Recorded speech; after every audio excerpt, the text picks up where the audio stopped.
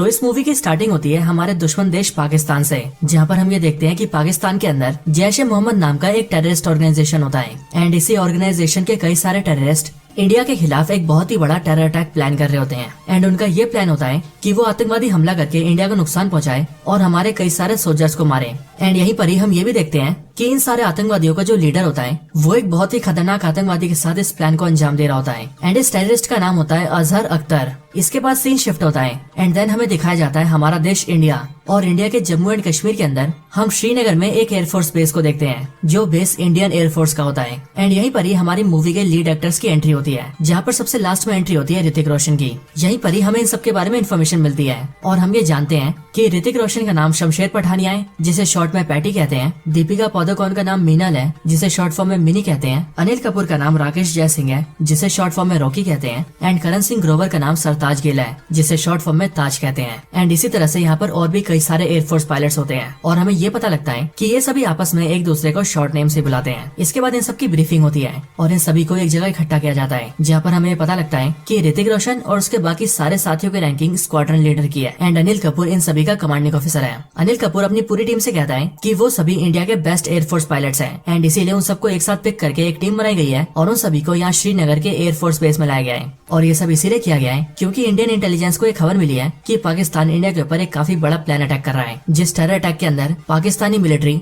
उनकी intelligence ISI और पाकिस्तान से ऑपरेट करने वाले टेररिस्ट भी शामिल है। एंड इसीलिए अगर कभी ऐसा हमला होता है तो हो सकता है कि आने वाले टाइम में इंडिया और पाकिस्तान में वॉर हो जाए, और अगर कभी वॉर हुई तो उसके लिए उन सबको तैयार रहना पड़ेगा। एंड फिर इसके लिए हम ये देखते हैं कि यहाँ पर ये सारे पायलट्स मिलकर वॉर के एक्सरसाइज करते हैं और एयरक्राफ्ट को उड़ाने की ट्रेनिंग करते हैं, जहाँ पर ही हमें ये भी बताया जाता है कि ऋतिक रोशन यानी कि पैटी पूरे इंडिया का सबसे बेस्ट एयरफोर्स पायलट है। लेकिन सबसे बेस्ट होने के बावजूद भी अनिल कपूर जो कि इन सबका कमांडिंग ऑफिसर होता है यानी कि रॉकी, वो पैटी को पसंद नहीं करता और वो हमेशा ही पैटी को एक बड़ी जिम्मेदारी के लिए रिस्पॉन्सिबल मानता है और वो हमेशा ही पैटी से कहता है कि वो किसी भी टीम को लीड करने के काबिल नहीं है एंड वो उसे एक बहुत ही बड़ी गलती के लिए जिम्मेदार भी मानता है। हालांकि वो गलती क्या थी ये आप सभी को मूवी में आगे पता लगेगा। इसके अगले सीन में हम ये देखते हैं कि पाकिस्तान के आतंकवादी संगठन का चीफ जिसका नाम मजीद खान होता है वो 100 किलो RDX के साथ जम्मू कश्मीर में एंटर कर जाता है, बट जैसे ही वो कश्मीर में काफी आगे आता है वैसे ही उसे इंडियन आर्मी के सोल्जर्स पकड़ लेते हैं। एंड देन फिर हमें पता लगता है कि इंडियन आर्मी को इन्फॉर्मेशन मिली थी कि पाकिस्तान के आतंकवादी कुछ ऐसे करने वाले थे एंड अब क्योंकि यहाँ पर इंडियन आर्मी के सोल्जर्स ने मजीद खान को 100 किलो RDX के साथ पकड़ लिया था, इसीलिए वो सभी उन्हें डिटेन कर लेते हैं। इसके बाद ये इन्फॉर्मेशन श्रीनगर एयरफोर्स बेस के अंदर हमारे हीरोज तक पहुँचती है, जिसके बाद पैटी, मिनी, रॉकी और बाकी सारे लोग इसको जानकर बहुत खुश होते हैं एंड वो सभी ये सोचते हैं कि उन सब ने मिलकर पाकिस्तान का एक बहुत बड़ा टेरर अटैक इंडिया में होने से रोक दिया है। हालांकि दूसरी साइड हम ये भी देखते हैं कि इंडियन आर्मी कश्मीर के अंदर कई सारे CRPF के जवानों को बुलाती है ताकि आतंकवादियों की जैसी घुसपैठ अभी हुई है वैसी फिर से ना हो। लेकिन जम्मू कश्मीर की जिन सड़कों के ऊपर CRPF जवानों की बसेस चल रही होती है वहीं से थोड़ी दूरी पर हम ये देखते हैं कि वहाँ अजहर अख्तर एक दूसरे आतंकवादी के साथ एक वैन में बैठा होता है एंड यहीं पर ही वो दूसरे आतंकवादी से कहता है कि अब वो बहुत ही जल्द इन सारे सोल्जर्स को मार देगा और फिर जाकर उसे जन्नत मिलेगी। एंड फिर ये बोलकर अजहर अख्तर वैन से उतर जाता है, जिसके बाद ही वो आतंकवादी उस वैन को चलाते हुए सीधा CRPF की बसेस में ठोक देता है और क्योंकि उसकी वैन के अंदर 300 किलो से भी ज्यादा RDX होता है इसीलिए उसके टकराने से वहाँ पर इतना बड़ा ब्लास्ट होता है कि वहाँ मौजूद उन सारी बसेस के अंदर जितने भी CRPF के जवान होते हैं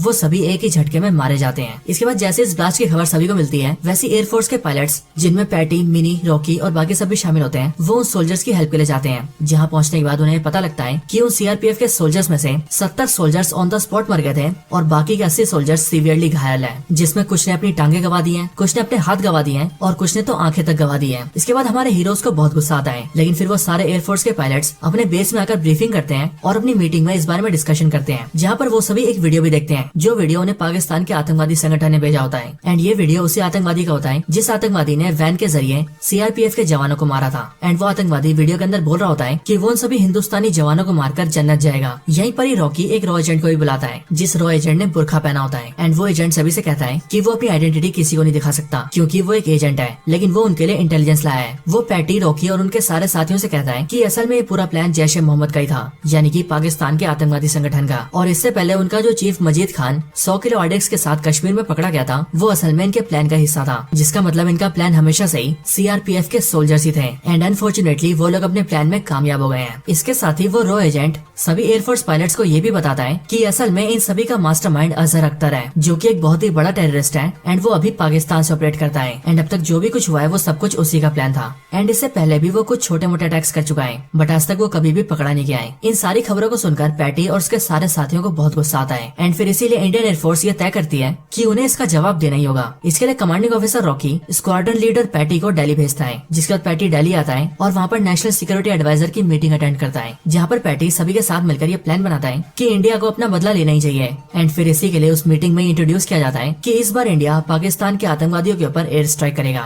एंड अपने शहीद हुए वीर जवानों का बदला लेगा। हालांकि इसी मीटिंग के अंदर ये भी डिसाइड होता है कि इस अटैक में पाकिस्तान के सिविलियंस को अटैक नहीं किया जाएगा, बल्कि टारगेट किया जाएगा तो सिर्फ उनको जो कि आतंकवादी है। एंड इसके लिए पैटी मीटिंग में सबसे कहता है कि उनकी रिपोर्ट के हिसाब से पाकिस्तान के बालाकोट के अंदर जैश ए मोहम्मद के कई सारे आतंकवादी छुपे हुए हैं, जिनकी संख्या सैकड़ों में है। एंड वहीं पर उनके पास बहुत सारा आरडीएक्स, बहुत सारे बॉम्ब्स और वेपन्स भी हैं। एंड इसीलिए उन्हें उस जगह को टारगेट करना चाहिए। एंड फिर इसके लिए इस बात को तय किया जाता है कि अब इंडियन एयरफोर्स पाकिस्तान के बालाकोट के अंदर जैश ए मोहम्मद के ऊपर एयर स्ट्राइक करेगी। इसके बाद पैटी एयरबेस में वापस आता है एंड फिर वो और उसके सारे साथी मिलकर अपने एयर स्ट्राइक के लिए तैयार हो जाते हैं। वो सभी अपने अपने एयरक्राफ्ट में बैठते हैं और सीधा पाकिस्तान की तरफ फ्लाई करते हैं। एंड फिर फ्लाई करते करते वो सभी एलओसी पार करके सीधा पीओके के अंदर पहुंच जाते हैं, यानी कि पाकिस्तान ऑक्यूपाइड कश्मीर के अंदर। एंड फिर यहाँ पर आने के बाद एयरफोर्स के सारे सोल्जर्स बड़ी बहादुरी से पठानकोट के ऊपर हमला कर देते हैं, जिसके बाद उस अटैक की वजह से वहाँ के सैकड़ों आतंकवादी मारे जाते हैं और उनके सारे वेपन्स और आरडीएक्स डिस्ट्रॉय हो जाते हैं। लेकिन यहीं पर हम ये देखते हैं कि इस बड़े से हमले के बाद भी अजहर अख्तर जिंदा बच गया है। एंड इसीलिए वो जल्दी से इस बारे में पाकिस्तान की आर्मी को खबर करता है और उनसे ये कहता है कि इंडिया के एयरफोर्स ने उन पर अटैक किया है। ये सुनते ही पाकिस्तानी मिलिट्री एक्टिव होती है एंड वो अपने एयरफोर्स के कई सारे सोल्जर्स को भेजती है,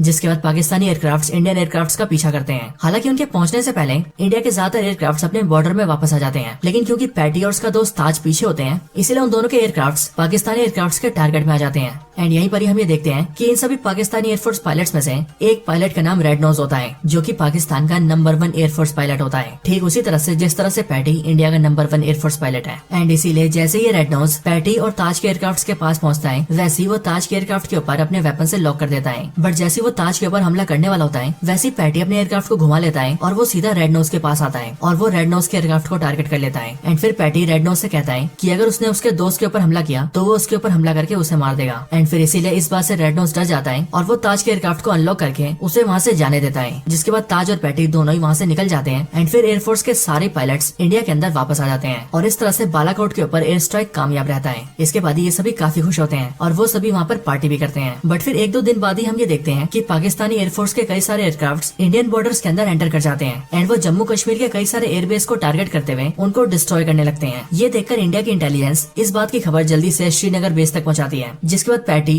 ताज, मिनी और बाकी सारे सोल्जर्स अपने अपने एयरक्राफ्ट को लेकर सीधा उन्हें टैकल करने जाते हैं। बट जैसे इंडियन एयरक्राफ्ट पाकिस्तानी एयरक्राफ्ट के पास पहुंचती है, वैसे ही पाकिस्तानी एयरक्राफ्ट वहाँ से भागने लगते हैं एंड वो वापस पाकिस्तान जाने लगते हैं। ये देखकर इंडियन पायलट्स को भी समझ नहीं आता कि आखिरकार पाकिस्तानी पायलट्स इतनी जल्दी डर के क्यों भाग रहे हैं। एंड इसीलिए वो सभी पाकिस्तानियों को पीछा करते हैं। पीछा करते करते वो सारे पाकिस्तानी सोल्जर्स अपने अपने एयरक्राफ्ट को लेकर पाकिस्तान में एंटर कर जाते हैं। एंड इसीलिए सारे इंडियन पायलट्स भी इंडियन बॉर्डर्स पर रुक जाते हैं, क्योंकि उन्हें बिना पूछे इंडियन बॉर्डर्स को पार करके पाकिस्तान में जाने की परमिशन नहीं थी। लेकिन हम ये देखते हैं कि पैटी पाकिस्तानियों के अटैक से खुश नहीं होता है एंड इसीलिए वो इंडियन बॉर्डर्स पे आकर अपने सीनियर से ऑर्डर मांगता है कि वो उसे पाकिस्तान में एंटर करने दे। बट यहीं पर हमें पता लगता है कि पाकिस्तानियों ने इंडियन बॉर्डर के पास ही रेडियो जैमर्स को फिट कर रखा है, जिस वजह से पैटी की आवाज उसके सीनियर्स तक जा नहीं पाती, क्योंकि उनका वायरलेस कनेक्शन बीच में कट ऑफ हो जाता है। ये देखकर पैटी का दोस्त ताज उसके पास आता है एंड वो उससे कहता है कि उसे वापस चलना चाहिए। बट वो ताज से कहता है कि वो उनके पीछे जाएगा, फिर चाहे उसे उसके साथ चलना हो या फिर ना चलना हो, और अगर वो चाहे तो वापस जा सकता है, बट वो तो पाकिस्तानियों को छोड़ेगा नहीं। ये सुनने के बाद ताज भी पैटी के साथ जाने का फैसला करता है। देन फिर इसीलिए ताज और पैटी दोनों ही अपने एयरक्राफ्ट को लेकर पाकिस्तान के अंदर एंटर कर जाते हैं। बट एंटर करने के बाद ही उन दोनों की डायरेक्शन चेंज हो जाती है और फिर हमें ये पता लगता है कि असल में ये पाकिस्तान के एयरफोर्स पायलट रेड नोज की चाल थी और उसने ये सब पैटी और ताज को फंसाने के लिए किया था,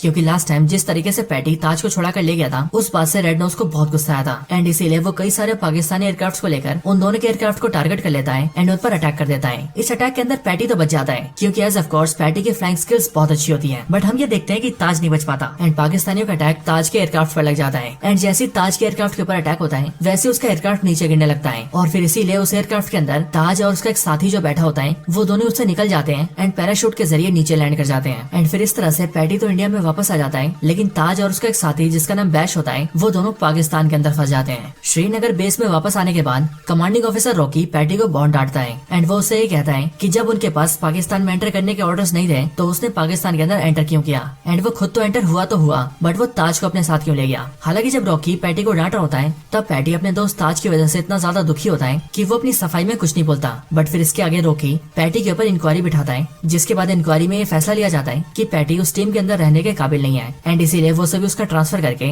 उसे सीधा हैदराबाद के एयरफोर्स ट्रेनिंग अकेडमी में भेज देते हैं। ट्रांसफर होने के बाद ही पैटी सीधा हैदराबाद जाता है एंड वहाँ पर जाकर यंग सोल्जर्स को ट्रेनिंग देने लगता है। बट यहीं पर ही हम ये देखते हैं कि पैटी को अपने दोस्त के जाने का बहुत दुख होता है एंड वो बस यही उम्मीद कर रहा होता है कि उसके वो दोनों साथी पाकिस्तान के अंदर बस सेफ हों। हैदराबाद में कुछ टाइम रहने के बाद ही पैटी ये डिसाइड करता है कि वो एयरफोर्स को छोड़ देगा और ऐसा इसीलिए क्योंकि ताज के साथ जो भी कुछ हुआ वो उन सब के लिए खुद को जिम्मेदार मानता था और इसी के लिए पैटी अपने सीनियर के पास जाता है एंड वो वहाँ पर उनसे कहता है कि उसे एयरफोर्स छोड़ना है। बट पैटी का वो सीनियर पैटी से कहता है कि उसे इतनी जल्दी फैसला नहीं लेना चाहिए, इसीलिए उसे अभी छुट्टी लेनी चाहिए, कुछ टाइम के लिए अपने घर जाना चाहिए एंड फिर उसके बाद ये डिसाइड करना चाहिए कि उसे आगे क्या करना है। इसके बाद पैटी ऐसा ही करता है एंड वो छुट्टी लेकर सीधा जम्मू अपने घर जाता है। घर पहुंचने के बाद वो अपने फादर से मिलता है। बट फिर यहीं पर कुछ दिन बिताने के बाद ही पैटी को न्यूज में ये दिखता है कि उसके दोनों साथी ताज और बैश पाकिस्तान के अंदर जिंदा है, बट वहाँ पर पाकिस्तानी मिलिट्री ने उन्हें पकड़ रखा है एंड वो अभी उनकी कैद में ही है। लेकिन इंडिया के लगातार प्रेशर की वजह से अब पाकिस्तान उन दोनों को छोड़ने वाला है। ये जानकर पैटी बहुत खुश होता है एंड वो सीधा श्रीनगर बेस में जाता है एंड वहाँ पर अपने बाकी के साथियों से मिलता है, जहाँ पर वो सभी ये खबर जानकर बहुत खुश होते हैं कि उनके दोनों साथी वापस आने वाले हैं। इसके कुछ टाइम बाद ही वहाँ पर एक हेलीकॉप्टर आता है जिसके अंदर ताज और बैश को लाया जाना था। बट जब हेलीकॉप्टर के अंदर से उन्हें निकाला जाता है तब हम ये देखते हैं कि हेलीकॉप्टर के अंदर से सिर्फ एक ही स्ट्रेचर को निकाला गया है एंड उस स्ट्रेचर के ऊपर एक आदमी की लाश होती है, जो आदमी होता है बैश, यानी कि टीम का वही मेंबर जो कि ताज के साथ उसके एयरक्राफ्ट में था। एंड यहीं पर ही हमें ये भी पता लगता है कि पाकिस्तानियों ने बैश के टुकड़े टुकड़े करके भेजे हैं एंड उसे मारने से पहले उसे वहाँ पर बहुत ज्यादा टॉर्चर किया गया है। ये जानकर पैटी, रॉकी और उनके सारे साथी बहुत ज्यादा गुस्सा हो जाते हैं एंड वो सभी ये प्लान करते हैं कि अब वो पाकिस्तान को छोड़ेंगे नहीं एंड उसके अंदर के सारे आतंकवादियों को खत्म कर देंगे। एंड इसके लिए इंडियन एयरफोर्स पाकिस्तान के ऊपर अटैक करने के लिए एक एक्शन प्लान तैयार करता है। इधर दूसरी तरफ पाकिस्तान में हम ये देखते हैं कि ताज अभी भी जिंदा है, बट ताज के पास ही अजहर अख्तर आता है और वो उसे बहुत टॉर्चर करते हुए उसे ये बताता है कि असल में उनके पास जो रॉ का एजेंट है वो एक्चुअली में उनका एजेंट है एंड इसीलिए जो भी प्लान एयरफोर्स वाले बनाते हैं उसकी सारी खबर उनको मिल जाती है। एंड अभी अभी उसको एक खबर मिली है कि उसके दोस्त बैश की लाश को देखकर एयरफोर्स वालों को बहुत गुस्सा आया है और वो हमारे पर अटैक की प्लानिंग कर रहे हैं और वो आज रात को ही हमला करने वाले हैं। इधर दूसरी तरफ श्रीनगर बेस के अंदर हम ये देखते हैं कि एयरफोर्स के सारे सोल्जर्स लड़ाई के लिए तैयार रहते हैं एंड यहीं पर ही जिस एजेंट की बात अजहर अख्तर कर रहा होता है हमें वो भी यहाँ पर दिखता है और ये वही एजेंट होता है जो कि मूवी की स्टार्टिंग में एज अ रॉ एजेंट दिखा होता है। बट यहाँ पर ये बात रिवील होती है कि ये असल में एक डबल एजेंट है जो कि एक्चुअल में इंडिया के लिए काम करता है एंड उसने जानबूझकर अजहर अख्तर को ये इन्फॉर्मेशन दी है कि इंडियन एयरफोर्स रात को अटैक करेगी, जबकि प्लान तो ये है कि इंडियन एयरफोर्स अभी दिन में अटैक करने वाली है। इसके बाद सारे पायलट्स तैयार होते हैं एंड वो सभी हमले के लिए निकल जाते हैं एंड वो सीधा पाकिस्तान में घुसते हैं और अजहर अख्तर के बेस के ऊपर हमला कर देते हैं। अटैक में हम ये देखते हैं कि वहाँ पर एयरफोर्स के 2 हेलीकॉप्टर्स होते हैं एंड एक बड़े से प्लेन के जरिए वहाँ पर कई सारे सोल्जर्स को उतारा जाता है, जो सभी सोल्जर्स इंडियन मिलिट्री के गरुड़ फोर्स का हिस्सा होते हैं। एंड यहाँ पर इनका प्लान ये होता है कि ये सारे गरुड़ सोल्जर्स पाकिस्तान के आतंकवादियों को मारेंगे, देन वो सभी वहाँ पर ताज को बचाएंगे, उसे हेलीकॉप्टर में डालेंगे एंड फिर वो दोनों हेलीकॉप्टर लेकर वहाँ से निकल जाएंगे। बट असल में जब वो लोग वहाँ पर अटैक करते हैं तब पहले तो इंडियन फोर्सेज उनके ऊपर भारी पड़ती है, लेकिन फिर तभी हम ये देखते हैं कि अजहर अख्तर वहाँ पर एक मिसाइल लॉन्चर ले आता है एंड वो एक हेलीकॉप्टर को ब्लास्ट कर देता है और बहुत सारे इंडियन सोल्जर्स को मार भी देता है। हालांकि इस दौरान वो लोग ताज को बचा लेते हैं, जिसके बाद दीपिका यानी कि मिनी ताज को अपने हेलीकॉप्टर में डाल देती है। बट तभी वहाँ पर पाकिस्तानी सोल्जर्स भी आ जाते हैं और वो एयरक्राफ्ट के जरिए वहाँ पर उन पर फायरिंग करने लगते हैं ताकि वो लोग उन्हें भी खत्म कर दें। वायरलेस के जरिए जैसे ये न्यूज श्रीनगर एयरबेस तक आती है वैसे वो सभी डिसाइड करते हैं कि वो उनके पीछे और बैकअप भेजेंगे। बट तभी हम ये देखते हैं कि पैटी जल्दी से जाता है और वो एक एयरक्राफ्ट के अंदर बैठ जाता है एंड वो अपने सीनियर से परमिशन मांगता है कि वो लोग उसे जाने दें। इसके लिए वहाँ के सीनियर्स उसे मना कर देते हैं एंड वो उससे कहते हैं कि वो नहीं जा सकता। बट फिर तभी अनिल कपूर यानी कि रॉकी उनसे कहता है कि प्लीज उसे जाने दिया जाए एंड इस बार उसके साथ वो भी जाएगा एंड वो सभी को भरोसा दिलाता है कि वो दोनों मिलकर अपने सोल्जर्स को बचा लेंगे और ताज को सक्सेसफुली वहाँ से बाहर निकालेंगे। इसके बाद पैटी और रॉकी अपने एयरक्राफ्ट में बैठते हैं एंड वो सीधा पाकिस्तान के अंदर जाते हैं। बट वहाँ पर आते उनका सामना रेड नोज से होता है, यानी कि पाकिस्तान का वही पायलट जो कि वहाँ का सबसे बेस्ट एयरफोर्स पायलट है। हालांकि इस फाइट के अंदर पहले रेड नोज उनके ऊपर भारी पड़ता है और वो पैटी के एयरक्राफ्ट के ऊपर कई सारे डैमेज भी कर देता है, लेकिन फिर पैटी अपने दिमाग और बहादुरी का इस्तेमाल करता है एंड वो अपने एयरक्राफ्ट को सीधा रेड नोज के एयरक्राफ्ट से ब्लास्ट करवा देता है एंड ब्लास्ट के ठीक पहले वो रॉकी को लेकर वहाँ से निकल जाता है एंड पैराशूट के जरिए नीचे लैंड कर जाता है एंड इस तरह से वो रेड नोज को मार देता है और फिर वो दोनों सीधा अपने साथियों की हेल्प करे जाते हैं। वहाँ पर आते ही पैटी अजहर अख्तर को मारता है और फिर उसे बहुत बुरी तरह से बीट करके वो उसे गाड़ी से बांध देता है एंड गाड़ी को चलाकर छोड़ देता है, जिसके बाद गाड़ी के टकराने से वहाँ पर ब्लास्ट होता है एंड अजहर अख्तर मारा जाता है एंड पैटी के बाकी साथी अजहर अख्तर के दूसरे आतंकवादियों को भी ढेर कर देते हैं। जिसके बाद उन सभी आतंकवादियों को मारकर इंडिया के वो सारे सोल्जर्स इंडिया में वापस आ जाते हैं। एंड फिर यहाँ इंडिया में आने के बाद सभी ताज को देखकर भी बहुत खुश होते हैं और फिर यहीं पर ही रॉकी पैटी से माफी भी मांगता है। असल में यहाँ पर हमें पता लगता है कि रॉकी की एक छोटी बहन थी जिसका नाम था नैना, एंड वो भी एयरफोर्स की पायलट थी और वो 3 साल पहले पैटी की टीम में थी। एंड वो पैटी की फियोंसी भी थी, यानी कि पैटी और नैना दोनों शादी करने वाले थे। लेकिन 3 साल पहले उन दोनों को एक मिशन पर भेजा गया था, जिस मिशन में उन्होंने अपना मिशन तो पूरा किया, लेकिन मिशन के अंदर ही नैना की मौत हो गई थी। एंड अब क्योंकि उस मिशन को पैटी लीड कर रहा था, इसीलिए रॉकी तब से ऐसा मानने लगा कि उसकी बहन नैना की मौत का जिम्मेदार पैटी है। एंड इसीलिए वो पैटी को कभी भी टीम लीड करने के काबिल नहीं मानता था। लेकिन आज इस बार पैटी की बहादुरी को देखकर रॉकी पैटी को समझ चुका है कि वो अपनी जगह बिल्कुल ठीक था एंड उसकी बहन नैना के साथ जो भी हुआ वो एक हादसा था। एंड इसी के लिए वो इन सब से पैटी से माफी मांगता है, जिसके बाद पैटी उसे माफ कर देता है एंड वो दोनों एक दूसरे के गले मिलते हैं। एंड फिर इसके बाद ही ये मूवी एंड हो जाती है।